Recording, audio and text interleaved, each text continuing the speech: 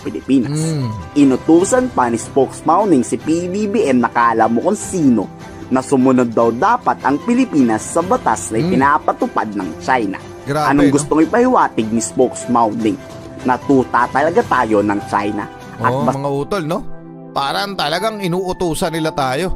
So pumunta tayo dito sa mismong report para malaman natin ang katotohanan nitong nasabing pagbababala ng China sa Pilipinas. Okay? So ito'y mula sa China News, ha?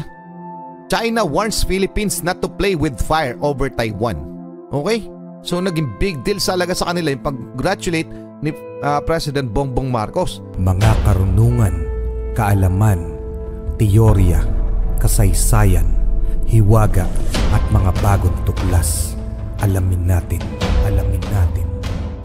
Sa katatapos lamang na presidential election na naganap sa Taiwan noong January 13, 2024, mga utol, kung saan nanalo si Lai Ching-te, siya na po ang bagong presidente ng Taiwan, etong China talagang parang nawindang dahil palagay ko ang kanilang pambato ay natalo. So ngayon, etong si Lai Ching-te balak ipursu yung independence ng Taiwan. Kaya ang dami ng pagbabanta na ginagawa ng China ngayon, hindi lamang sa Taiwan, bagkos sa mga makikialam daw sa usapin nito. Yun yung ating alamin, mga utol. Ito si Mao Ning, spokesperson to ng Foreign Ministry ng China. No? Mao Ning, pinagbantaan si PBBM. Bobombahin ang Manila pag nakialam sa Taiwan. Kilabot ito. Mula ito kay Melvs Castle. Pakisubscribe siya, pakilike na rin yung video. Game na mamaya, mga utol. Titingnan natin yung mga article na nasusulat tungkol dito. Game na. Chinese Foreign Ministry spokesperson Mao Ning pinagbantaan si mismong Pangulong Bongbong Marcos.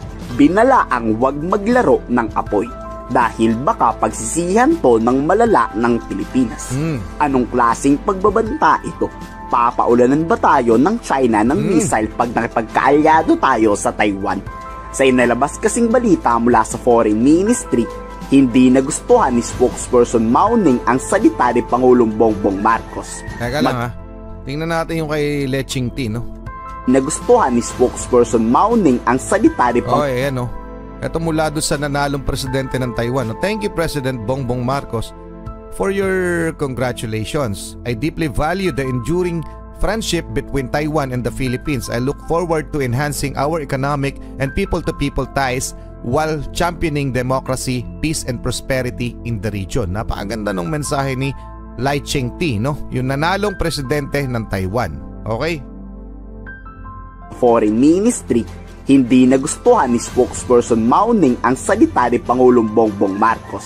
Mag-iingat anya ang Pilipinas sa pagpabor sa kalayaan ng Taiwan, kundi pagsisisihan talaga to ng Pilipinas. Inutusan pa ni spokesman si PBBM na kala mo kung sino na sumunod daw dapat ang Pilipinas sa batas na pinapatupad ng China. Grabe, anong gustong ipahiwatig ni spokesman? Natuta talaga tayo ng China. At mga utol, no? Parang talagang inuutusan nila tayo. So pumunta tayo dito sa mismong report para malaman natin ang katotohanan nitong nasabing pagbababala ng China sa Pilipinas. Okay? So ito'y mula sa China News, ha?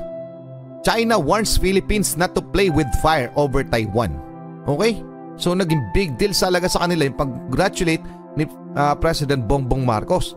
China summoned the ambassador of the Philippines Tuesday to officially protest President Ferdinand Marcos' message of congratulations to Taiwan newly elected president.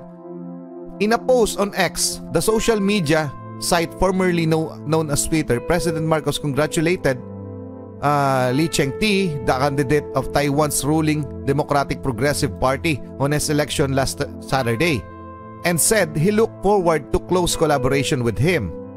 The DPP has long been a proponent of Taiwan's self-rule status, pushing back against Beijing claims of sovereignty over the island. So talagang kalaban ng China itong DPP na partido, na malakas na partido sa Taiwan na siyang nanalo ngayon. Speaking to reporters in Beijing, Foreign Ministry spokesperson Mao Ning said President Marcos' statement was a serious violation of the Philippines' commitment to the One China principle and a gross interference in China's internal affairs. So talagang big deal nila yung pang-congratulate na parang nakikialam na tayo. So ano masasabi nyo dyan? Eto na yung warning, no? Mao-Ning warned the Philippines not to play with fire on Taiwan issue and to stop sending wrong signals to independence and separatist forces on the island. She also urged Marcos to do further reading so we can properly understand the issue and come to the right conclusion. Anong masasabi nyo dyan, mga utol? Talagang kinukundina na nila yung pag-congratulate kasi para daw nagsusulsol ng independence sa Taiwan. Etong congratulations ni PBBM. So talagang pinunto nila ang ating presidente. Okay? Malinaw na malinaw yan sa report. Okay? So anong masasabi nyo dyan, mga utol? Pa-comment na lang, mga utol. Tuloy na muna natin to. Basta-basta na lang tayo papasunurin sa mga gusto nila. 已于第一时间向黑方提出强烈抗议。台湾地区选举结果改变不了两岸关系基本格局。 Direction development of the cross-strait, nor can they hold back the prevailing trend that China will and must achieve. We would like to firmly tell the Philippines not to play with fire on Taiwan issue. Earnestly abide by the One China principle and the communicate. 停止在涉台问题上的错误言行， Separatist force. Yun na rin yun, yung binasa natin kanina. 错误信号。我们建议马克思总统多读读书，正确了解台湾问题的来龙去脉。 We suggest President Marcos reads more correctly to correctly understand the history of the Taiwan issue to draw correct conclusion. Yun na rin yung binasa natin kanina doon sa sa report kanina. Okay, mga utol, tuloy na muna natin. Eksaktong-eksakto. Walang labis, walang kulang. Kinakabahan na nga ang China. Kinakatakot nito na baka makisali ang Pilipinas sa gyerang posibleng sumiklab sa Taiwan. Pero posible kayang madamay talaga ang Pilipinas dito? Yes, malaki ang posibilidad. Dahil kung makikipagyera ang US laban sa China, obligado rin na tumulong tayo para sa US. Dito nakaalerto nga ang buong sandatahang lakas. Inanunsyo kasi ng senior military official ng Taiwan na naghahanda na ang China sa pagsalakay sa kanilang bansa. Sunod-sunod na rin ang deployment ng Chinese Navy warships sa paligid nito. At sa ayaw at sa gusto natin, tila orasan to na mag-a-alarm sa hudyat ng pananakop ng China. According to the research and judgment of the Defense Ministry, the People's Liberation Army will continue to strengthen its pressure towards Taiwan in the near future through regular combat readiness patrols and other activities, combining cognitive warfare and gray zone intrusions. Grabe mga utol, no? Mas lalong lumala kasi hindi matanggap ng China na ipupursu ng bagong presidente ng Taiwan yung independence nila. At ang banta ng China kung sino man makikailan mag-i-interfere o magsusulsol sa Taiwan o makikisali sa Taiwan sa pagsulong nito ng independence, makakalaban nila, no? Na talagang, so anong masasabi nyo dyan, no?